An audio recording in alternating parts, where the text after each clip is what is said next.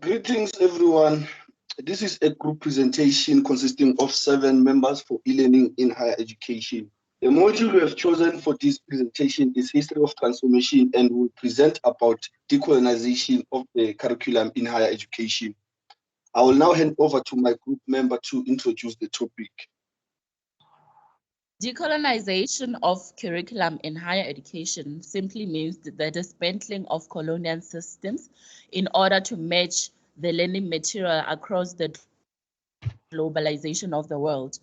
Standardization of the decolonization will impact both the students and the higher education institutions. Decolonization in higher education is inclusive. In South Africa, English and Afrikaans is the academic language.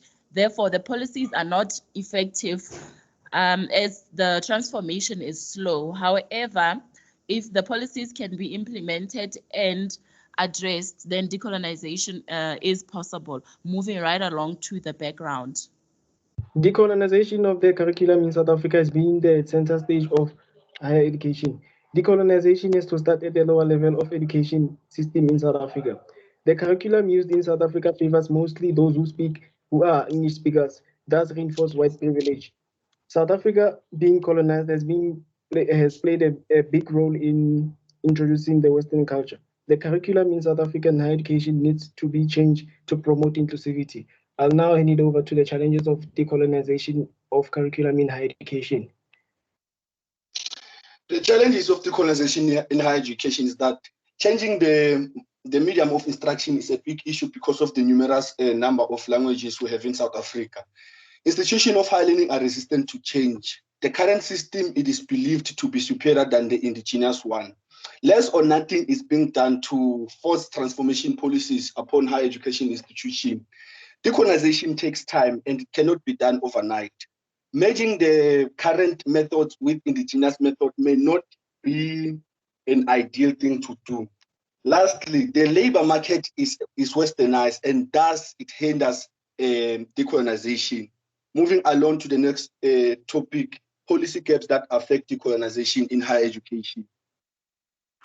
The degree of language policy is multilingualism.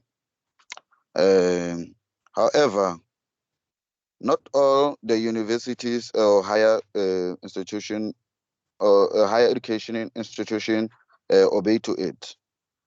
There are few universities which are applying the multilingual, which one of them is Northwest University. Higher education institutions in South Africa slow the process of decolonization of curriculum as indigenous students are left out. Language policy deprive access to education to non-speaking English and Afrikaans, as the universities most of them are actually using English for learning and teaching. According to the white paper 3, promoting equity and fair chances should be compromised. However, higher education institutions are not enforcing the policy, thus affect decolonization in higher education. Handing over to the next slide, which is importance of decolonization of curriculum. The importance of decolonization of the curriculum is to promote equity, fair chance, and inclusivity. This is to provide equal access of resources and opportunities to everyone, both abled and disabled. To encourage indigenous knowledge to be effectively used, for example, in medical studies. Most of our African people do not always seek Western ways when they are sick, or rather when they are emotionally disturbed. They would rather consult with the indigenous ways because they have been using them for years. Also, it is to change not only what is being taught, rather how it is taught to increase access to knowledge. Methods that are used in teaching recently and before are Western ways that have been adopted from other countries, not directly from our country. Decolonizing the curriculum will allow our students to relate to the content that is being taught. Furthermore, to change understanding of knowledge and whose knowledge it is, and to allow the indigenous practices and methods to be tested in researches. There are certain things that happen in our African people that are not explained by Western ways.